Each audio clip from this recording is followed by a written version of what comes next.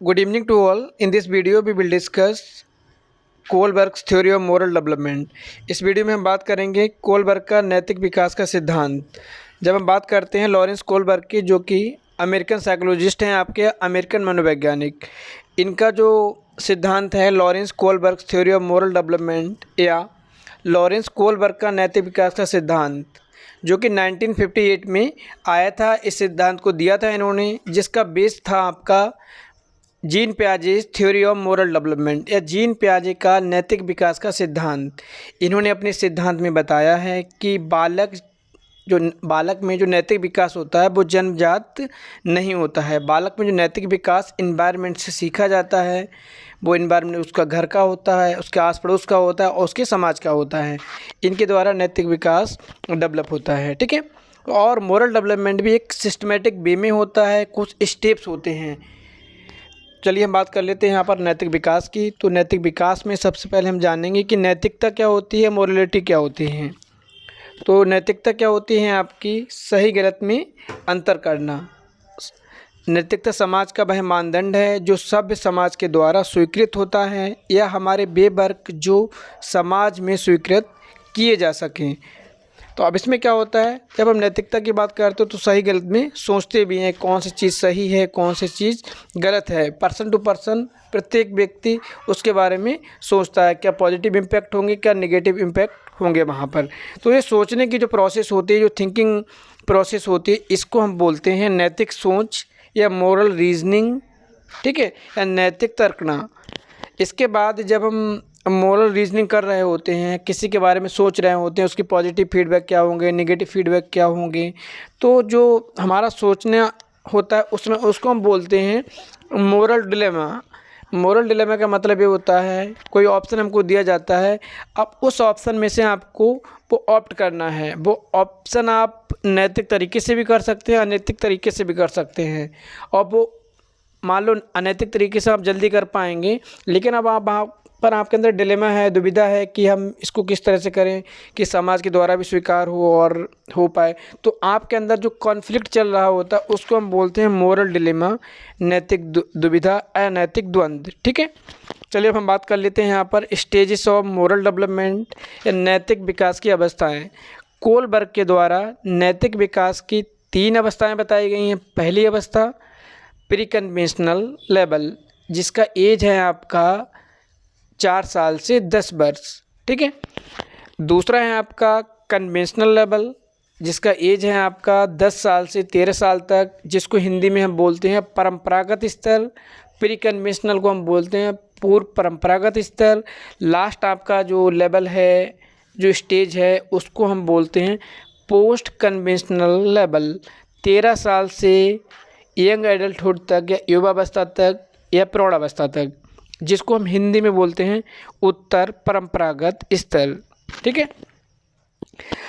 अब आपके जो 3 मेन स्टेज हैं, pre conventional, conventional, post conventional, ये स्टेजेस, ये लेवल आपके दो सब पार्ट में डिवाइड है। मतलब बालक का जो मोरल डेवलपमेंट है वो 6 स्टेज में होता है, 6 चरण में होता है, एक सिस्टमेटिक वे में होता है, एक प्रोसेस होता है, ठीक है।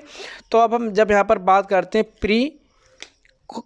प्री कन्वेंशनल लेवल के या पूर्व परंपरागत स्तर, तो जो बाल्यावस्था होती है, जो चाइल्डहुड लेवल के स्टूडेंट होते हैं, वो इस लेवल में आते हैं, ठीक है। 4 साल से 10 साल तक चिंतन का सबसे निम्न स्तर होता है, लोएस्ट लेवल की थिंकिंग होती है।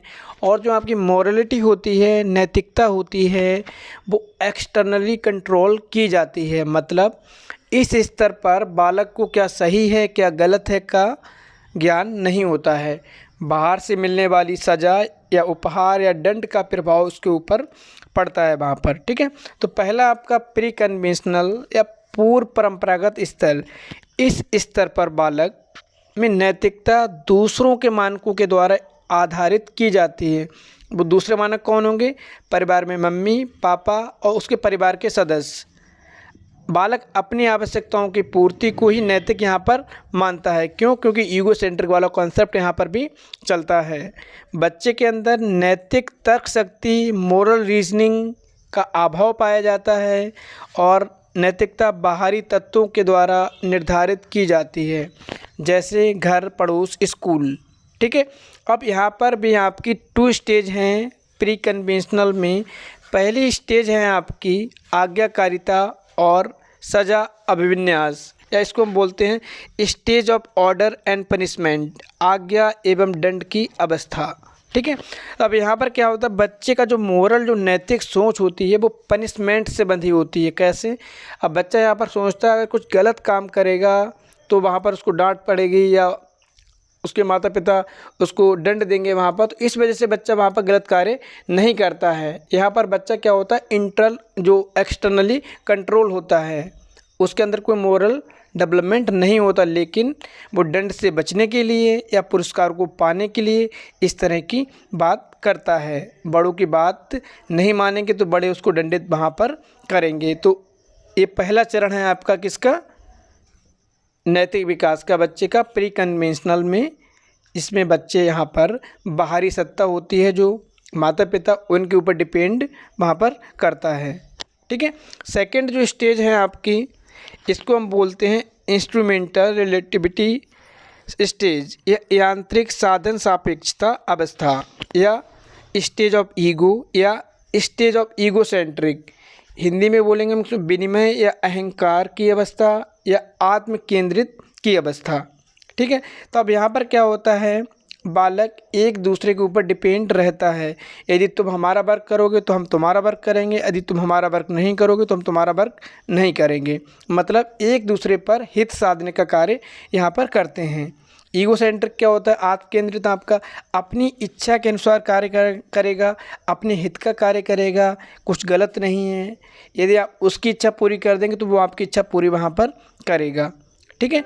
तो यहाँ पर जो सेकंड वाला है आपका स्टेज ऑफ ईगो या ईगो सेंट्रिक, इसमें क्या होता है, आप बालक जो होता है आपस में बराबरी का व्यवहार या लेन देन की बात करता है, एक दूसरे के हित स्वार्थ की बात करता है। रीट का आपका जो एग्ज़ाम होने वाला, तो रीट में 2 बार क्वेश्चन रिपीट हुआ है आपका कि तुम मेरी पीठ खुजलाओ तो मैं तुम्हारी पीठ खुजलाऊँगा। तो ये आपका प्री कन्वेंशनल का सेकंड स्टेप का एग्जाम्पल है। मतलब गिव एंड टेक इक्वली, जितना दोगे उतना तुमको प्राप्त वहाँ पर होगा। तो प्री कन्वेंशनल जो लेवल है उसमें क्या है आपका, पूरी की हम बात करेंगे तो यहाँ पर जो आपका मोरल डेवलपमेंट होता है वो एक्सटर्नली कंट्रोल होता है। अब हम बात करते हैं यहाँ पर कन्वेंशनल लेवल की या परंपरागत स्तर की। ठीक है।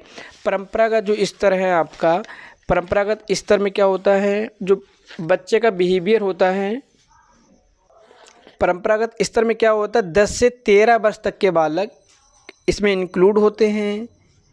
इस स्तर पर बालक अपने से बड़ों के नैतिक आदर्शों को अपने में समाहित कर लेता है, उसी के अनुरूप बनने का कार्य करता है, या पूर्व आधारित सोच से चीज़ों को देखता है। जैसे बालकों का व्यवहार उनके माता पिता या परिवार के सदस्यों के द्वारा बनाए गए नियमों पर आधारित होता है।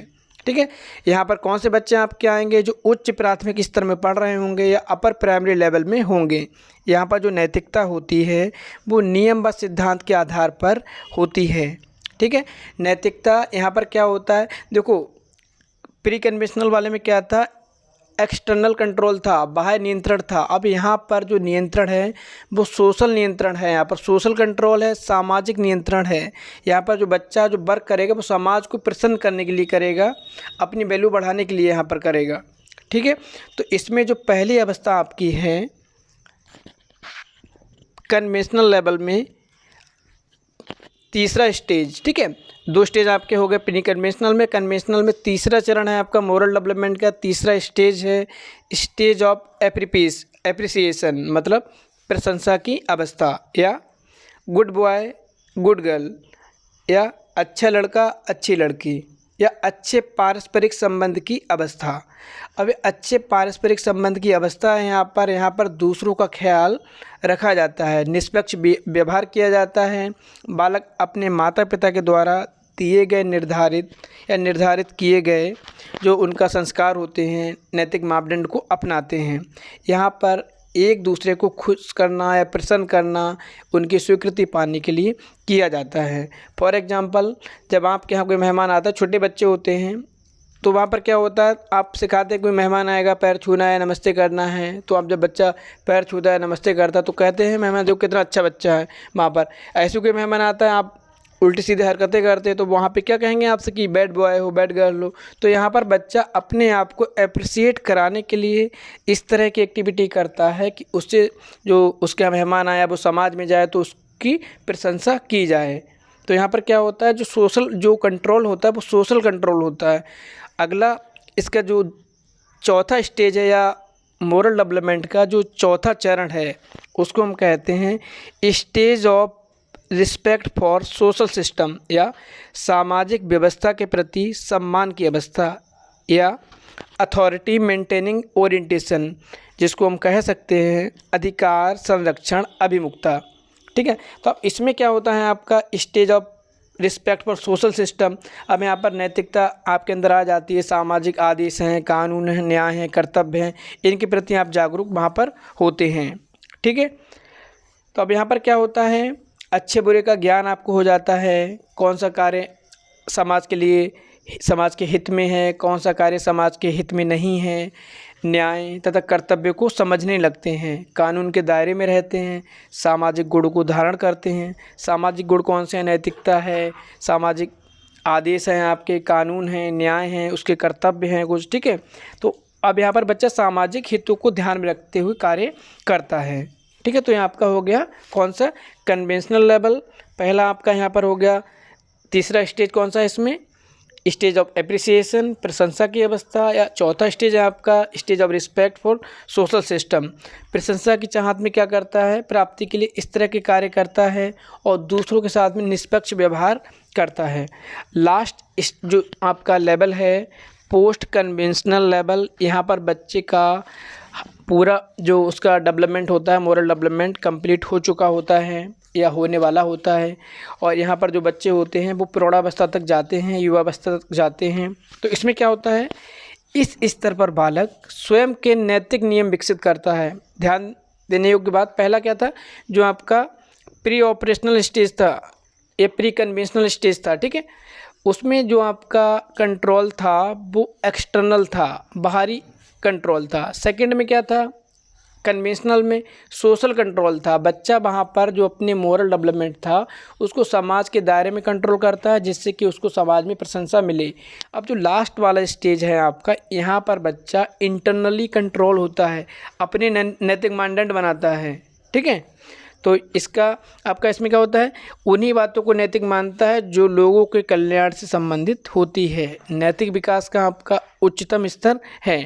तो अब यहाँ पर क्या होता है, जो बच्चा होता है उसके सामने कई ऑप्शन होते हैं, पर्सनल बेनिफिट किस में है उनको ऑप्ट करता है, अधिकार न्याय की बात करता है, आंतरिक नियंत्रण आ जाता है, सहयोगात्मक उसके अंदर वो कोऑपरेशन की फीलिंग आ जाती है। ठीक है, एक दूसरे के साथ वो कार्य को करता है वहाँ पर। तो यहाँ पर पहली जो स्टेज है आपकी स्टेज ऑफ सोशल कॉन्ट्रैक्ट या सामाजिक अनुबंध या सामाजिक समझौते का सिद्धांत।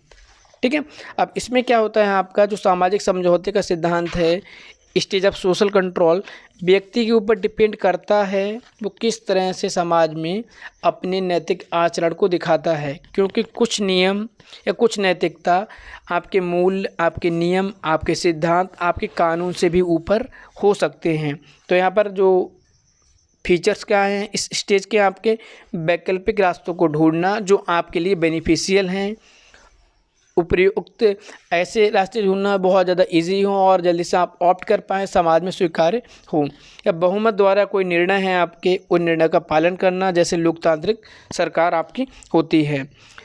यहाँ पर स्टेज 6 है आपका, जिसको हम कहते हैं स्टेज ऑफ कॉन्साइंस विवेक की अवस्था। ठीक है, या यूनिवर्सल एथिकल प्रिंसिपल ओरिएंटेशन सार्वभौमिक नैतिक सिद्धांत अभिमुखता। अब यहाँ पर क्या होता है, आप अपने भावनाओं को नियंत्रण में रखकर, और आपका सबसे ज़्यादा हायर लेवल होता है यहाँ पर आप असंगत अन्यायपूर्ण कानूनों को बदलने, उल्लंघन करने की सोच को रखते हैं, अंतरात्मा की बात सुनते हैं या इनर सोल की बात सुनते हैं, उसके अकॉर्डिंग नैतिक या मोरल डिसीजन लेते हैं, चाहे वह कितना ही जोखिम वाला हो। तो मतलब यहाँ पर जो लास्ट स्टेज है आपकी इस स्तर की अंतिम अवस्था है। इस अवस्था में बालक या प्रौढ़ या किशोर कार्यों तथा व्यवहारों के लिए समाज से समझौता कर लेता है। ठीक है, और समाज की ज़रूरत पड़ने पर समाज के नियमों के अकॉर्डिंग कार्य करता है। उसको लगता है कि नियम बदलना है तो बदलने की स्वीकृति को वो वहाँ पर देता है। इसके लिए क्या होता है, इस नैतिक विकास की अवस्था में बहुत कम लोग पहुँचते हैं। उनके अंदर आत्मबल हो या प्रबल क्षमताएँ हों, उनके अंदर लोगों को माफ़ करने की शक्ति हो, दया की भावना हो, एम्पैथी हो, सिंपैथी हो, इस तरह की चीज़ों का होना ज़रूरी होता है यहाँ पर। तो आपका लॉरेंस कोहलबर्ग की मोरल डेवलपमेंट की यहाँ पर 3 लेवल हैं। पहला आपका प्री कन्वेंशनल, दूसरा कन्वेंशनल, तीसरा पोस्ट कन्वेंशनल। इनमें भी आपके 2-2 स्टेज दी हैं प्रत्येक लेवल में, तो 6 स्टेज में बच्चे का मोरल डेवलपमेंट होता है। यहाँ पर एक बात फिर से आप ध्यान देंगे, पहला जो प्री कन्वेंशनल होता है उसमें एक्सटर्नल कंट्रोल होता है, कन्वेंशनल में आपका सोशल कंट्रोल होता है और पोस्ट कन्वेंशनल में आपका इंटरनल कंट्रोल होता है। अब नेक्स्ट वीडियो में हम बात करेंगे यहाँ पर जो आपके लॉरेंस कोहलबर्ग थे, इन्होंने जो अपना ये थ्योरी दिया है मोरल डेवलपमेंट का, इसमें 4 साल से लेकर 16 साल तक के बच्चों को एक कहानी सुनाई थी इन्होंने, जिनको हम बोलते हैं हेंज डिलेमा, जो कि सीटेट के क्वेश्चन में एक कहानी आपको देता है और क्वेश्चन आपको देखने को मिलता है। तो अगली वीडियो में हम उस कहानी की बात करेंगे, उन क्वेश्चंस की बात करेंगे जो एक क्वेश्चंस आपका एक स्टेज को वहाँ पर डिफ़ाइन करता है या रिप्रेजेंट करता है। तो उसके लिए हम यहाँ पर आपको डिस्क्रिप्शन बॉक्स में लिंक देंगे, उसके द्वारा आप उस कहानी को सुन सकते हैं। Thank you.